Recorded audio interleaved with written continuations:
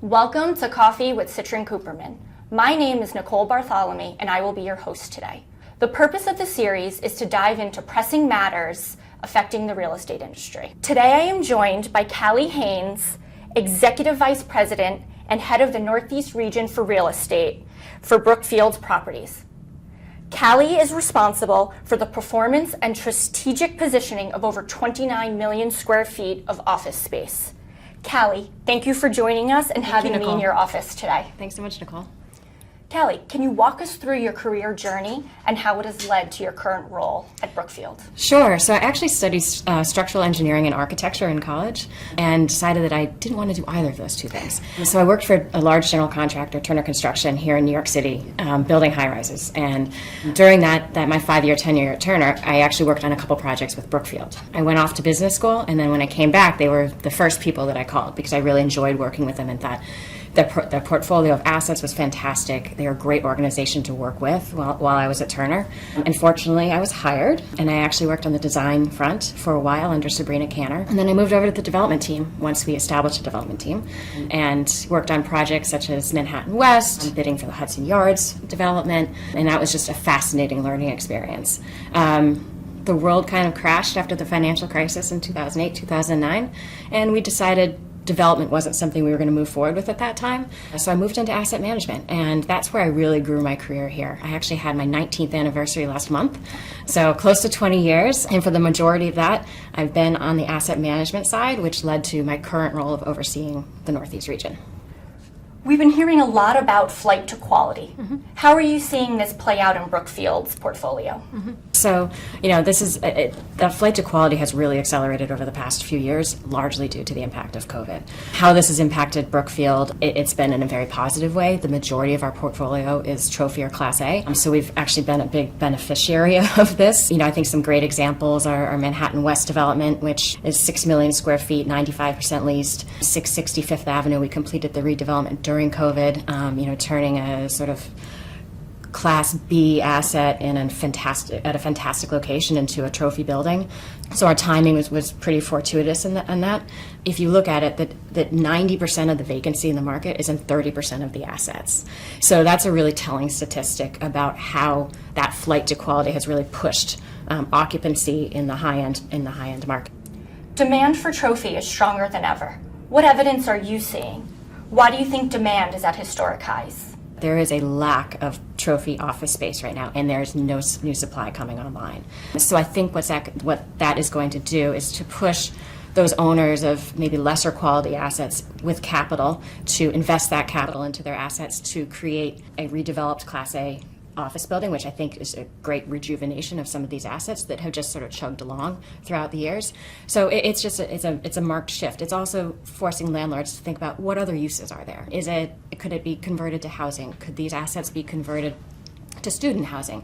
What are the other needs of the neighborhoods and of the city itself? So I think that it's actually a really interesting sort of turning point in the market right now, where things will have to change, and every market needs that kind of a refresh.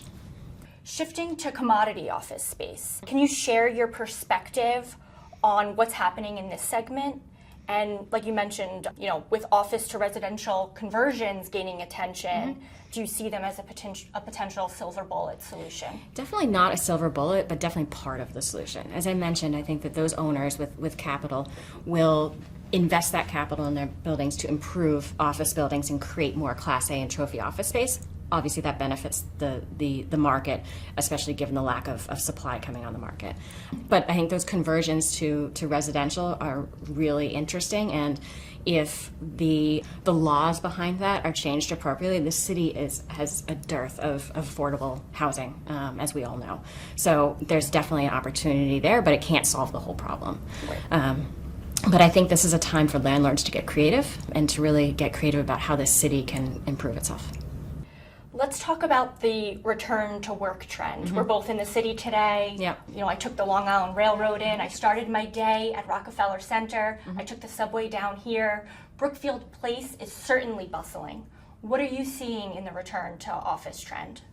It's back. I'd say Monday through Thursday, we're at our 2019 levels, our pre-COVID levels. Fridays have always been slow, let's be honest, and they continue to be a little bit slow, but I think that's just a market norm. So we, to your point about Brookfield Place in particular, assets that are in bustling neighborhoods tend to draw the employees back to the office. And then, of course, when you think about the early days of COVID, the employees were kind of in charge. We don't want to come back. We can't come back. And now that tide is turning, and there are several larger organizations. Recently it was Amazon and Starbucks that said, you're all coming back to the office. If you're in a corporate role, you're coming back to the office.